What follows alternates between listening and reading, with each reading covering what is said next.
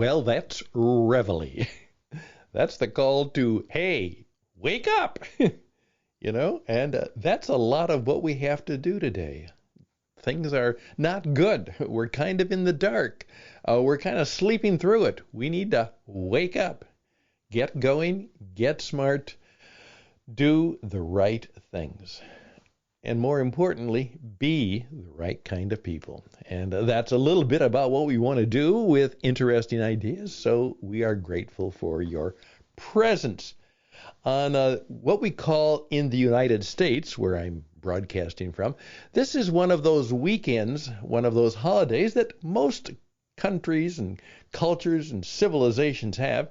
This is the weekend. It's called Memorial Day, in which we honor those people throughout our history who have died in the defense or in the wars or in the conflicts or in the service of defending our country. Those men and women who we then call veterans, they have served in the armed forces and in the auxiliary forces for that. And obviously, by the hundreds and by the thousands and many times by the millions, their lives were cut short.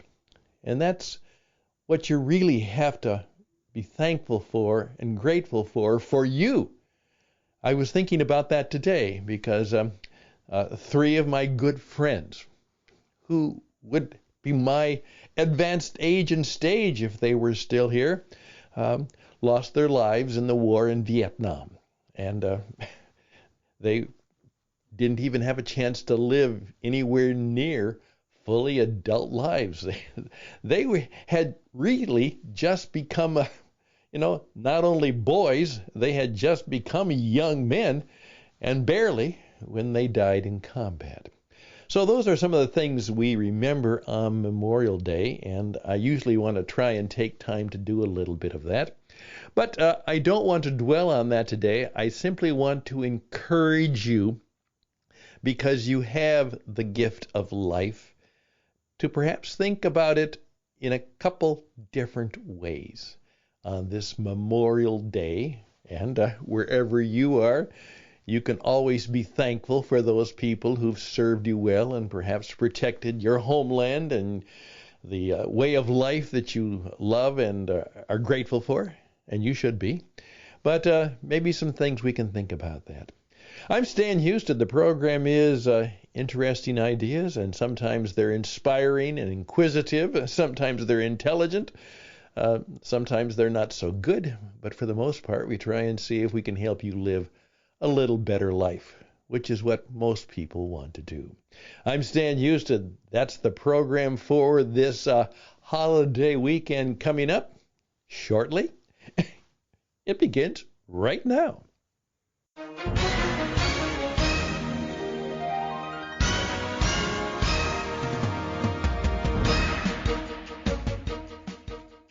And of course, I mean shortly, because I'm going to keep it reasonably short. Those of you, particularly in my part of the world, this, after all of the COVID stuff, and finally it has been declared officially over in the United States, as a result of the fact that there was this lockdown, and many of you had similar things in your part of the world, we're finding out that probably wasn't the best way to do it, or certainly we didn't handle it in the best way.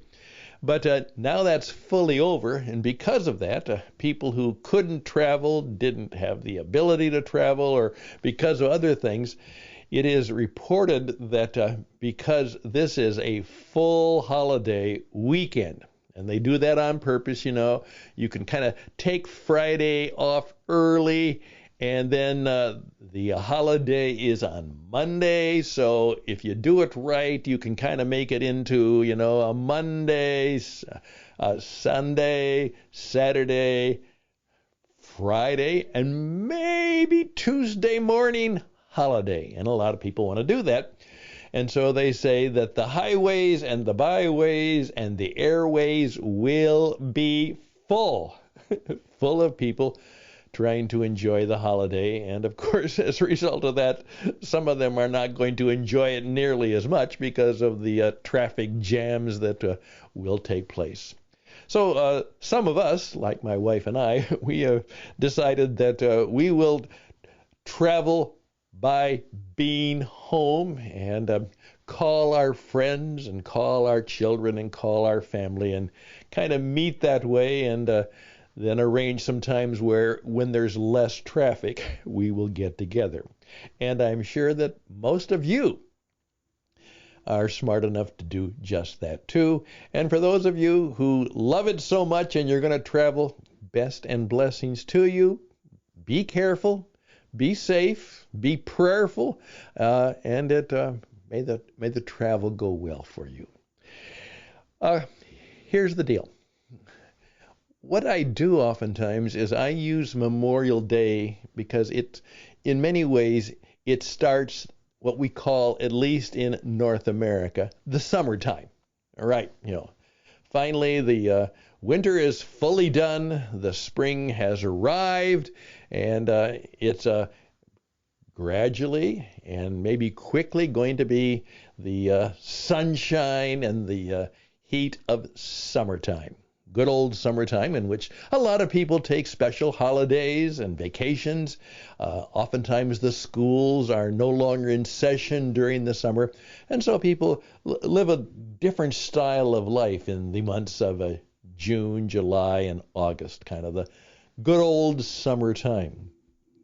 Well, because we're doing that, I oftentimes say on Memorial Day, while I'm kind of relaxing, I get my notebook and I think, okay, now how do I want the summer to be not only restful, but how can I make it useful? And what should I be doing differently as we come into the halftime of the year? I usually use it as a time to do a little personal reflection as well as Thanksgiving. Like I said, here we go. Bill, common name. David, common name. Jeff, common name. But for me, all three of those names have last names attached to them, friends I knew who did not make it back from the war in Vietnam. And everybody has those names and those stories. So sometime, just be thoughtful. And of course, it is oftentimes called Decoration Day because part of the way it oftentimes was done, even more so when I was young, but it still is, we go out and we decorate the graves of those who have passed on. And it's not done nearly as much as it used to. This has kind of become more of a 4-day weekend holiday, but still within that weekend, within the day, a number of people keep to the good tradition, and organizations go out and make a special point of honoring at least the memory of those people. Well, what I also do is sometimes I take what I call the cracks and crap exercise. Now, you've never heard of that before, but it's maybe it's a little crude, but it's something that I have used a lot in my coaching in working with people, because one of my mentors once said, please keep in mind, there's something wrong with everything. Nothing works all the time. And he was a brilliant organizational family therapist, consultant, psychologist. He was brilliant in the sense that he was very, very good at family therapy. And what he was one of the first ones to discover is that the things that made for a dysfunctional family, and there are many things, could be very much seen in dysfunctional organizations. And so he had the ability, and he was a wartime veteran. He'd been in that deal. He was able to very much take that kind of knowledge and information and bring it into companies in some new and creative ways. Um, I don't know if he's still around. He's certainly an advanced age and stage. His name was George Shapiro, and he was a brilliant man, and he took it upon himself to allow me, as I went into advanced training later in life, and gave me some incredible. And that was what he used to say. Remember, no matter how good, there's something wrong with everything. Nothing works all the time. And that's a fact of life. And so here's where I've come to, that means that in every organization or in every life, there's a crack. Something is missing. Something isn't there. There's a hole. What is some of the cracks in your life that perhaps need some repairing or filling or closing in some way? What are some of the cracks? Then I get a little bit crude, I guess, but I don't think so. Then the crap. There's just some things that we should try and stop doing. Should we still do this? Is this actually good? Is it helpful?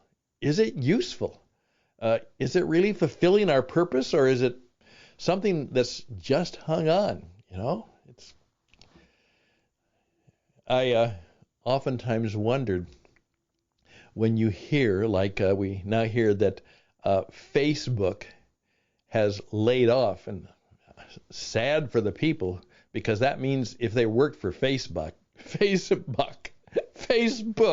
they had some good jobs. They had well-paying jobs. They've laid off 10,000 people. Now that's very sad, but what were they doing? How can the company keep going if they no longer have those 10,000 people? Well, did they need them? And that's always thought is, and some of the things we are doing, maybe we shouldn't do them anymore. Maybe they're not working. And without getting, as I said, too crude, let's get rid of the crap. Let's just get rid of it. Not do it anymore. That doesn't mean we make judgments that it's evil or bad, or the people are evil or bad, but it's not working for us the way we want it to. And so I'm doing that, and part of what has gone into the crap is some good stuff. I like it, I enjoy it, but you know what? My life and my time is limited. And that's something I'm going to have to stop doing. It's not as important or as vital as some other things. And so kind of fill the cracks, kind of get rid of some of the crap, and then say, okay, now what should I create that's new and different going forward? Fill the cracks.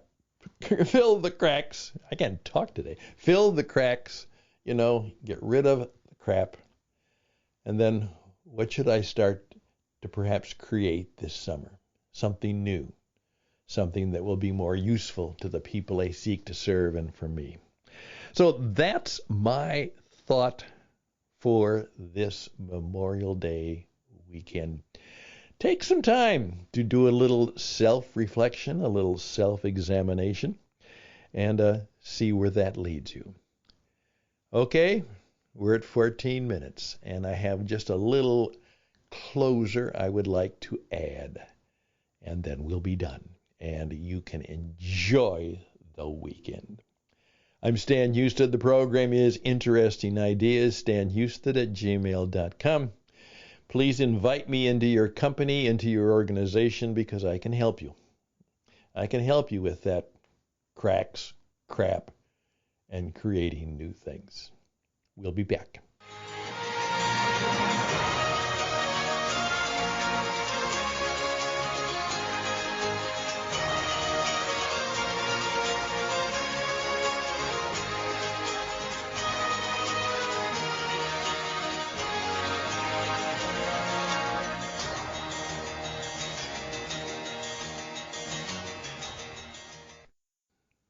One of my favorite sayings is been taken over by a lot of people, but actually uh, it came from a wonderful African American philosopher, preacher, teacher, wonderful man who most people have never heard of. Now, most people in America and around the world have heard of Martin Luther King Jr., the incredibly well-known and the martyr for the civil rights movement. National holiday, Martin Luther King Jr., assassinated, and as he led the movement for civil rights within the American community so that all people of all colors would have the same rights, and not just those of us who are perhaps in the majority white European congregations and organizations and whatever. We salute and think of him. But he was mentored by a man named Howard Thurman.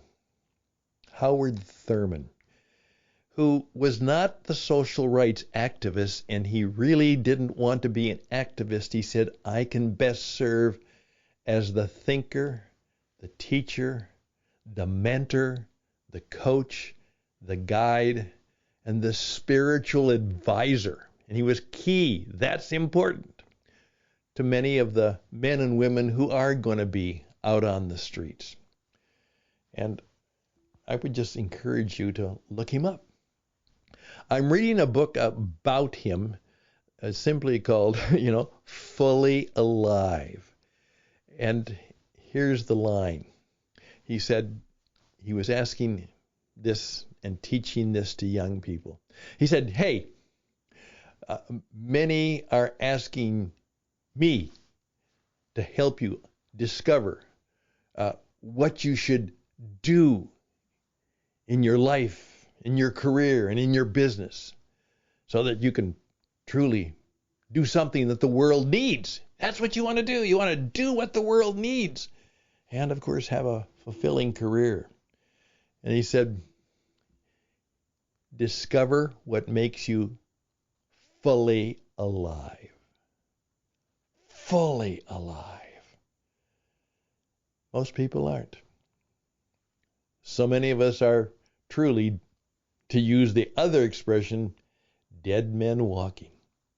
Fully alive. He said, and then do it. Because what the world needs is men and women, maybe even boys and girls, who are fully alive. You're alive. That's a gift. It's a gift every day. What could you do differently going forward where you could begin to say, you know what? This really is making me. I can really feel God's pleasure when I do this. This is what is going to make me fully alive. Well, Professor Howard Thurman has ways for that to happen, so I would encourage you to read about him, and I would encourage you perhaps to read some of the many books and sermons and lectures and talks that he gave. And Martin Luther King Jr. was one who was mentored strongly by him, and many, many others. And maybe you should join me, even though he's been gone over 50 years. He is still fully alive in the lives of other people and in the things that he can teach you and I, who are still gifted with the grace of life yet today. That's the deal for today. I'm Stan Hustad. Thank you for listening. If you want to talk to me, reach out to me, argue with me, stanhustad@gmail.com, stanhustad@gmail.com. Go get them. Be fully alive. Do what matters. Perhaps maybe even feel God's pleasure in your aliveness. For now, till next time, bye for now.